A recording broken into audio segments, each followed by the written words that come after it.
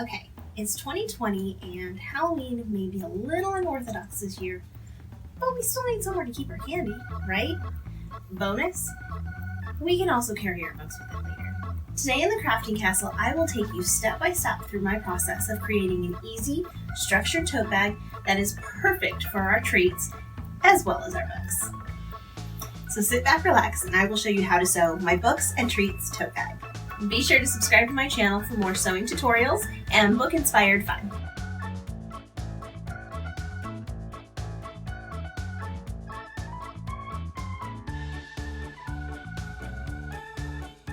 First and foremost, we want to talk about the materials that we're going to need for this project. You'll want to use either quilting cotton, other types of woven fabrics, twill, you can use vegan leather, you can use vinyl.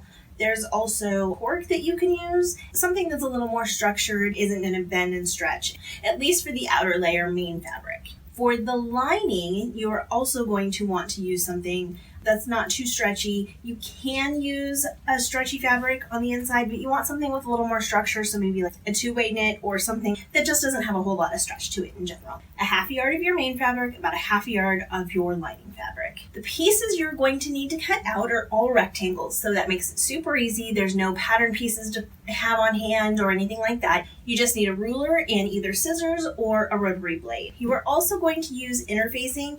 For today's purposes, I have actually pre-interfaced all of the pieces that I need, and I'll go over interfacing in just a few moments. Panel A, which is your front panel, measures 9.5 inches wide and 12.5 inches high. Panel B is your side panel, that is 3.5 inches wide by 12.5 inches high.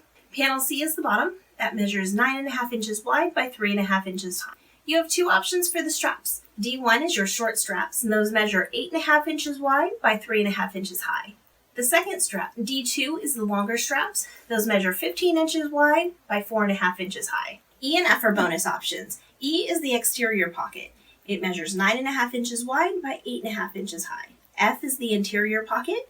Measures 6 inches wide by 5.5 inches high. Remember, when cutting out your pattern pieces for the outer layer, you need 2 for panel A, 2 for panel B, 1 for panel C, and 2 for either D1 or D2, depending on whether you choose the long or short straps. You'll also need for your lining layer, you'll need 2 for panel A, 2 for panel B, and 1 for panel C. Now let's discuss interfacing. Because we want this to be a structured tote bag, I want to make sure that the pieces that you're using have enough structure to them before we actually begin sewing. If you use something like this, which is a vegan leather or a cork or even some twills, you're going to have a pretty solid structure to the outer material. And the inner material, the lining, can be a little more flexible. I wanted a lot of structure, so I went ahead and actually put interfacing on every piece. So it's already ironed on. I strongly recommend an iron-on woven interfacing. What I'm using here is medium weight interfacing. It's a little bit thicker and stronger than the Pellin SF101, which is the most common type you'll find.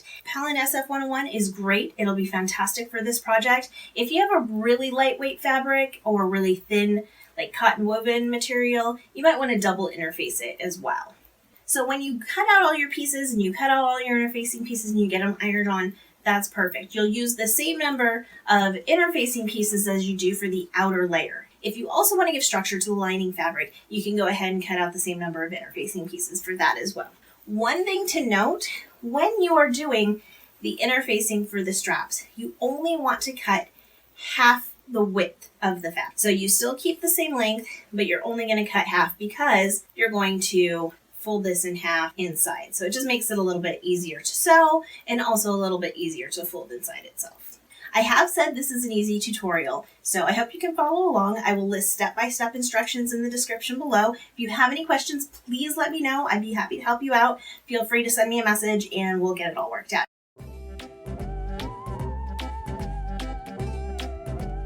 Please note, you will use a 1/4 inch seam allowance for this pattern. If you plan on doing either exterior or interior panels, please make sure to jump to the bonus steps first. With your right sides together, you will sew the side panels to the front panels. Do not backstitch the ends. Make sure you line up each piece from the top, just in case you cut one piece longer than another. If that happens, you can trim it down before you attach the bottom.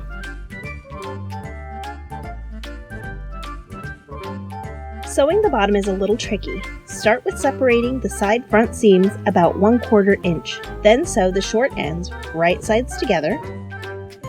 For the long ends, be sure to line the pieces up all the way to the end. You will end up sewing over the seam for the short ends.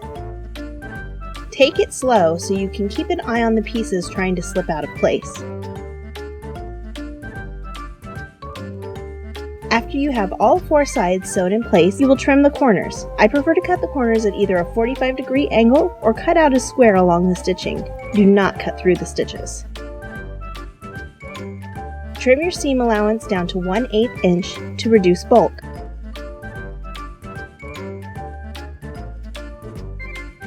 Turn your exterior fabric right side out. I like to fold the seams to give it more of a crisp edge look. This also helps it stand up a little better. Repeat steps 1 and 2 for the lining fabric.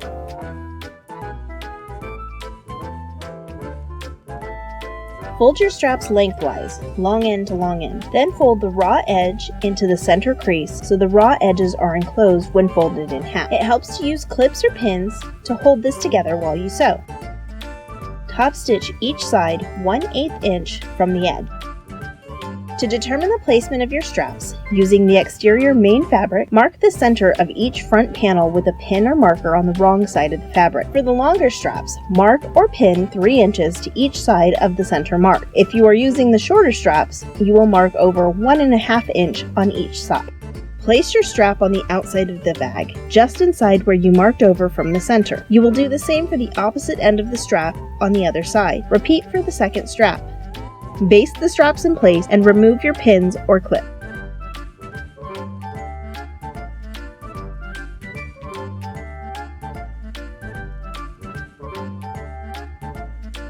On your liner, mark 1/2 inch down from the top.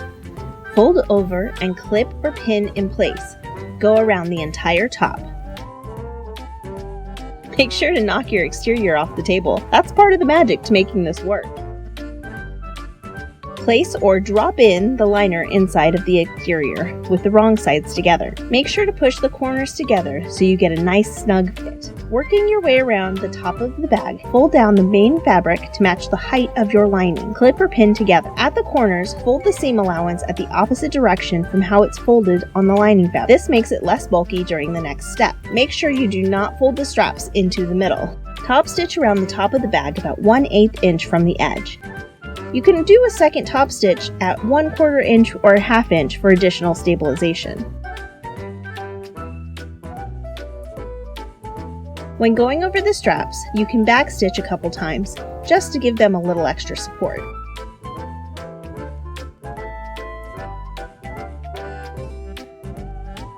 Pockets should be sewn onto the front panels prior to step 1.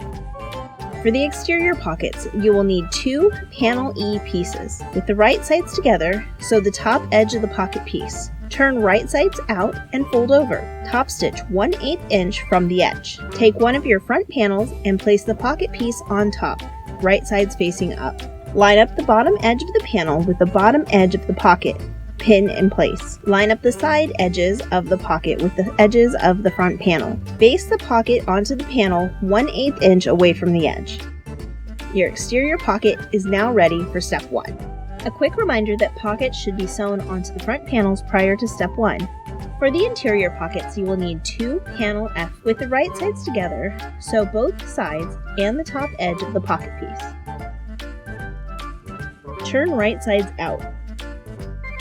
Top stitch the top of the pocket only 1/8 inch from the edge.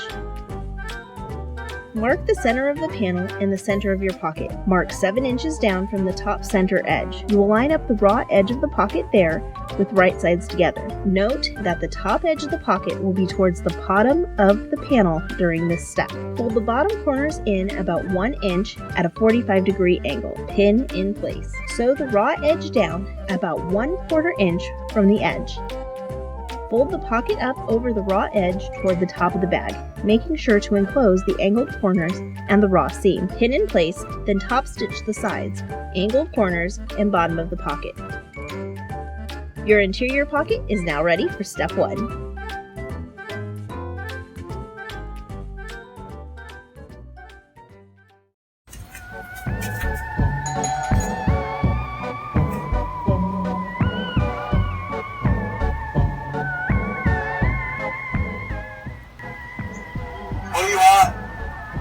treats. Get out of here. Get off my property. Okay. Bye. Walk away. Well, I hope you found this a really easy tote bag to make. If you have any questions at all, please do not hesitate to leave me a comment or send me a direct message. I'm more than happy to help walk you through it or answer any questions that you have. I'd also love to see your pictures on Instagram. So if you want to sew up a tote bag and tag me at The Literary Sewist, I would love to see your creations. Happy sewing! Wait, will you subscribe to my YouTube channel? Go away if I do. Maybe.